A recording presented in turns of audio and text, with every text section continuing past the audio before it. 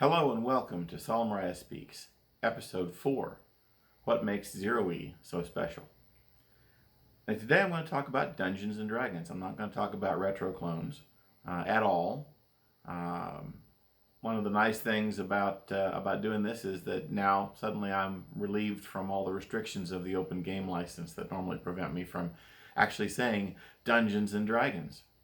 But what we're going to talk about is the original version of Dungeons & Dragons, what the fans sometimes refer to as Zero-E, or od&d. Zero-E refers in general to the three little brown books, 3LBB, or the white box, if you prefer that terminology, plus the chainmail wargame rules from which the game was developed. The Zero-E terminology can be used to refer to any of the books from that book combinations from that era. So Zero-E could also refer to the three little brown books plus Greyhawk, Blackmoor, and Eldritch Wizardry, which if you pack all those things together and omit chainmail, you end up with something that looks a lot like a prototype of Advanced Dungeons & Dragons, which shouldn't be surprising because basically it is the prototype for Advanced Dungeons & Dragons. It's where it all came from. One of the things that puzzled me for years as a fan of Dungeons & Dragons, as a fan of the old games, I started with the 1981 Moldave Basic Edition. Wasn't really aware of or familiar with the Holmes Edition until just recently. Got into Advanced Dungeons & Dragons in college after playing Basic and Expert D&D in high school. Did manage to lay my hands on a copy of Eldritch Wizardry back in the day, but didn't have any of the other books that went with it. So I didn't have a good comparison to work with. I didn't really know what the deal was. But one of the things I started running into, as I say, when I started getting involved in the old school community back around 2000 or so, is the number of people who claim to be fans of the white box, of the Zero-E in its original form, who would say cryptic things like it was the thief that ruined the game, stuff like that. And I didn't understand. And I'm discovering that an awful lot of people don't understand, including people who use the term white box to refer to their own game. Retro clones, simulacrum games, OSR games, whatever. Many people who use the term white box to describe those games are talking about a game that is basically like the later games, limited in a way, lower maximum levels, less detailed powers and abilities, and no thieves. That seems to be the people's idea of what constitutes the white box experience, the Zero-E experience. But a few years ago, for reasons that I'm not going to talk about because they would invoke the open game license and all of a sudden I couldn't call anything by name. But at any rate, a few years ago, I had a reason that I really wanted to learn how the original game works. I laid my hands on copies I could review of all 6 of those books and chainmail. So everything from Dungeons & Dragons prior to Advanced D&D and the Holmes Basic Edition. I had it where I could look at it. If you've looked at those books, you know they're very, very hard to read. Scattered and fragmentary, roughly edited. It was the very first version that Gary and company put out, the very first version of those of the game to be published, and they were learning on the job, and it kind of shows. It was hard to follow, but I tried my best to wrap my mind around it, and I began communicating with people online who were knowledgeable about the situation. And I happened upon a particular developer of another old school OSR game system who told me the things no one else would tell me. I'm going to stop at this point and throw a little disclaimer in here. If you are a Zero-E grognard, if you are a Zero-E fan from way back, and you take offense at the information I'm about to give, if you think it's inaccurate or inadequate, or I just haven't gotten the point, I'm going to say to you, tough. Sorry, but not sorry. I tried to find someone to tell me these things. I tried to find some source for the information I'm about to convey for a very long time, and no one was doing anything more useful than saying, well, it was the thief's fault, the thief ruined the game, or other cryptic statements along the same line that I did not understand. They wouldn't explain. They wouldn't tell me what was going on here, what the difference was. It's you guys' fault. If you had put out a video or a book or something that actually explained the information I'm about to discuss, then I wouldn't have to do this. Feel free to drop down in the comments section if you want to. Say whatever's on your mind. Tell me how wrong I am. That's okay, as long as you convey some useful information so that the people who watch this video might learn something from that. I'm good with it. Don't just come in and tell me I'm wrong and walk off, because I've had enough of that nonsense. Seriously, if you post a comment that tells me I'm wrong and you don't explain why in adequate level of detail, I'm not even going to allow your comment on this video. So, you've been warned. So anyway, what makes Zero-E different? And yeah, it's the thief's fault. If you look at the Three Little Brown Books and Chainmail as a combined game system and you understand how it works, one of the distinctions, remember that game system has 3 character classes. It has clerics, fighters, and magic users. There are no thieves. All the functions provided by the thief, well, some of the functions provided by the thief have their own rules. There is a rule where anybody can attempt to detect a trap. For example, which is why some people come to me and say, why does so-and-so game system have 2 rules for detecting traps, one for thieves and one for instance, the Moldave Basic Edition does. It has a rule for thieves detecting traps, and it has a rule for non-thieves detecting traps, and they're not even remotely comparable in terms of how they work. The reason is because there was a rule before there were thieves, and that rule was kept for all the non-thieves so they could continue to detect traps. They can't remove them, not the way the thief does, not with a die roll. So it's different. Some of the abilities granted to the thief actually end up being in the hands of the fighter, literally. The first thing you need to understand, the most important thing, is the 3 character classes were very strictly separated. Their functions were very strictly separated. If you look at the magic item section in the original game, you'll see a note that says that with the exception of magic weapons and a few specifically named and marked items, all magic items are for magic users only.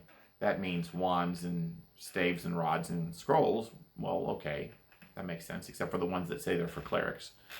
But no, it's a strict dividing line. All the miscellaneous items were restricted unless they said otherwise. Everything was very compartmentalized. The magic user did all the magic.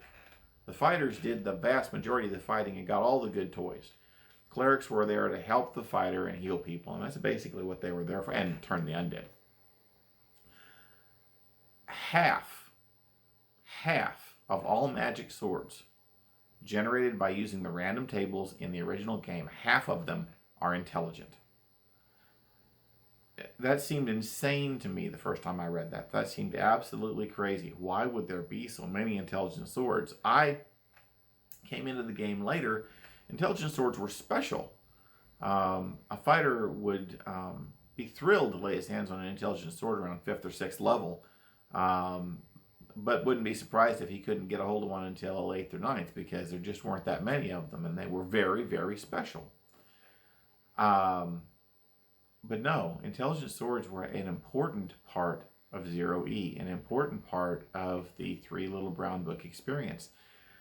Because the intelligent swords' lesser powers, for the lesser intelligent swords, the ones that didn't speak but just had empathy or whatever, the lower powered intelligent swords still granted things like detecting secret doors and traps and treasure and so forth. All those detection abilities on the table for the lowest level intelligence swords, those are meant to give those powers to a fighter.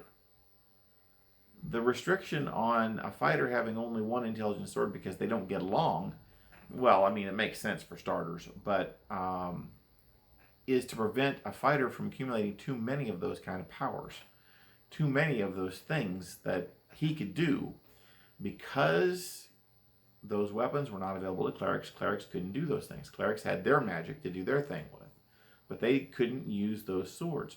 The three classes were very strictly divided into categories, and each of them provided, well, more than one role. A fighter was just a fighter. A fighter was just a guy that beat up on things until he got that intelligence sword, and then all of a sudden he became a font of information. Not to mention, in general, the assumption that magic swords all glow, so he also carried the light all of a sudden.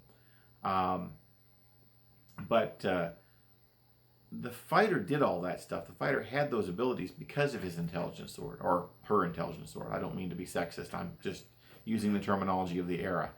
But the fighter had the sword. The fighter had the powers.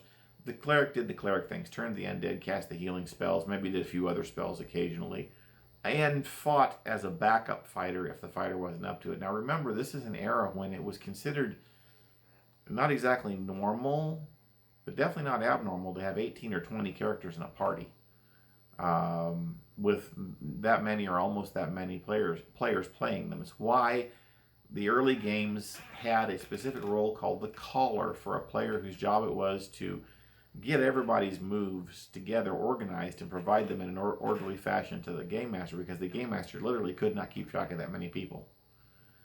It never made sense to me in Moldave when they explained the purpose of the caller, because I never needed that. I never had more than 4, 5, 6 players at a time, and I could handle 6. The concept of 3 times that many players at my table, I still have never had a game like that and have no idea what that would be like. But, as I say, these categories were very strictly divided.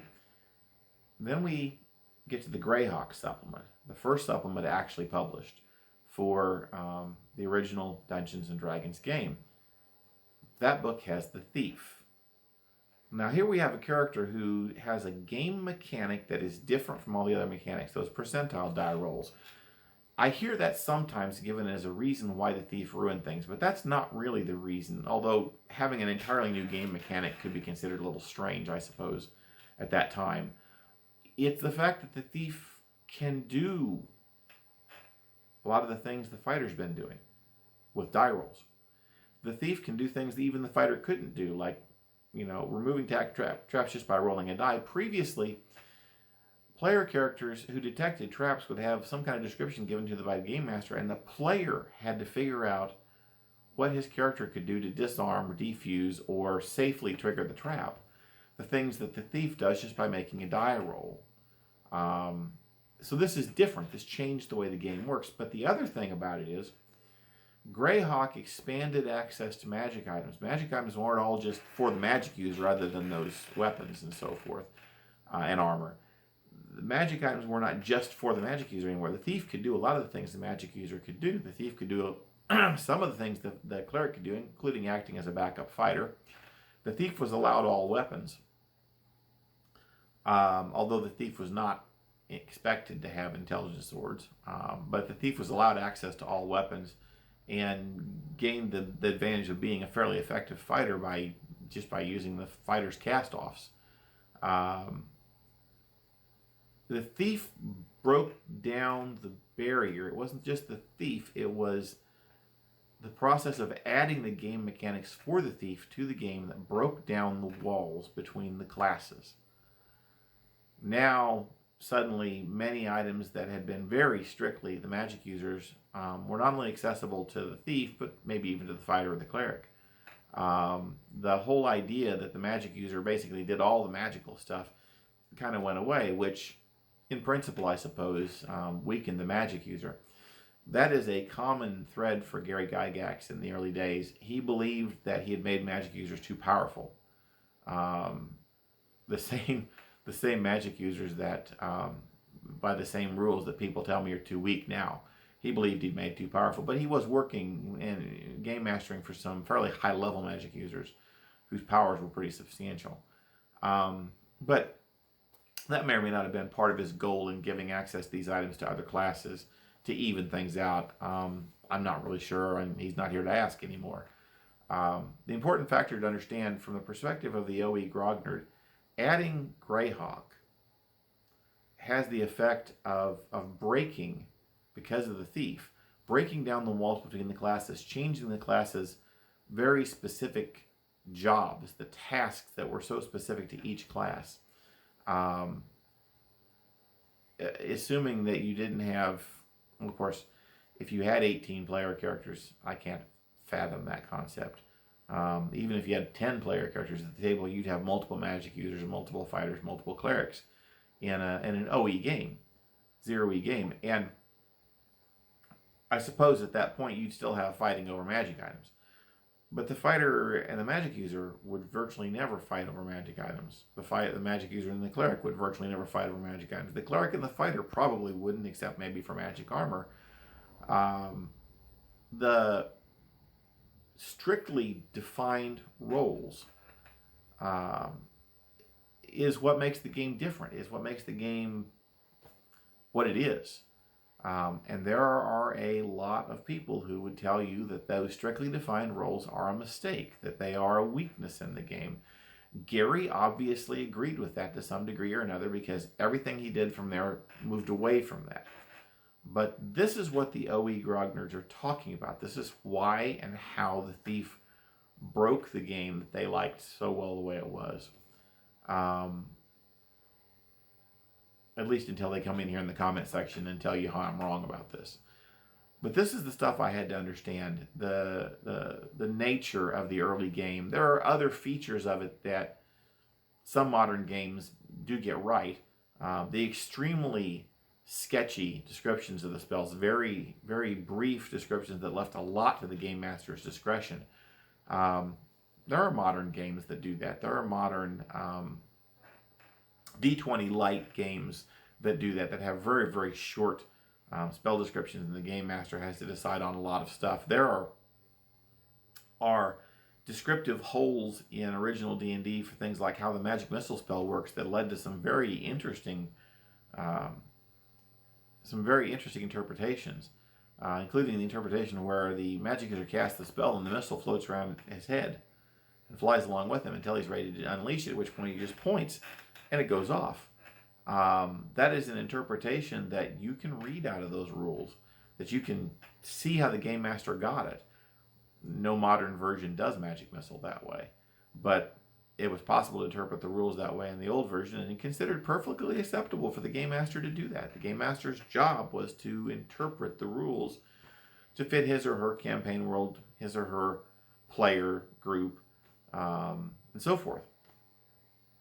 But I digress. There are a lot of little fine details that a lot of games get right. But those strict walls between the classes, the strict role definitions, the critical importance of intelligent swords to a fighter character, these are all factors. There was a cover on a Dragon magazine. I may try to find it and add a picture to the video. I may not be able to find it, but that was a cartoon, I think done by Tom Wham, with in one or more characters with intelligent swords that had little eyes drawn on them and mouths, and they were talking and being sassy, if I remember right. My memory for this is very faint. One of the very early Dragon, or possibly the Dragon, early strategic, they called the strategic review before it was called the Dragon. Anyway, one of the very early TSR magazines had a cover like that. And I always thought that was a little odd, that it was strange that the intelligent sword had such an important role. Now I understand. Prior to Greyhawk, the intelligent sword made the fighter who the fighter was supposed to be. It made the fighter the utility man of the group, or woman of the group.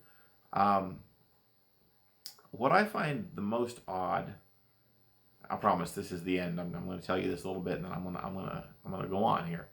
What I find the most odd is that the Three Little Brown Book era lasted from sometime in 1974 until sometime in 1975 when Greyhawk was released. I'll try to look up the dates. But at any rate, there was just that relatively small period of time in between the publication of the white box or brown box edition, the very earliest version, and the appearance of Greyhawk and the Thief as an official player character, not just a house rule. It astonishes me that such a very, very brief period, such a narrow slice of our shared history is so important to a few people. But everybody has their thing. If you are a Zero-E grognard and you haven't been completely offended by anything I've said so far, thank you. I am not passing judgment on your game. It was important for me to understand this. For me to understand this, for me to know this stuff. And I feel like there are other people out there like me who don't understand where you're coming from, where you Zero-E guys are coming from with your opinions on this stuff. And I am in no way saying you're wrong. I will tell you that now that I understand it, it's not the game I want to play. I'm sorry. I like just a little later era, just a year or two later era, maybe 4 or 5. Get me up, into around 1981, and that's the game that I remember. That's where my nostalgia lies. Or, even the advanced game, or of course the retro clones that I'm known to be a fan of and an author of. But everybody has their thing. If it makes you happy, go for it. If you are a person who knows nothing about Zero-E before this, and you know a Zero-E grognard who happens to be a game master, and he invites you to a game, these may be things to keep in mind. Be prepared for the game to run like this. Be prepared for this to be his or her preferred style of campaign. And enjoy it on that basis. Don't try to make it over into something else. Don't say, but where are the thieves? Or heaven help you, the monks. Certainly that's not where your game master is going. I did actually very briefly play in a very pure Zero-E game a long time ago. I wish it could have gone on longer, but unfortunately there were real world considerations and I wasn't able to continue. I do wish I could have gone further with that. I think I've covered everything. I don't think there's anything that I really need to go over any further. So, thank you for watching. Have a nice day.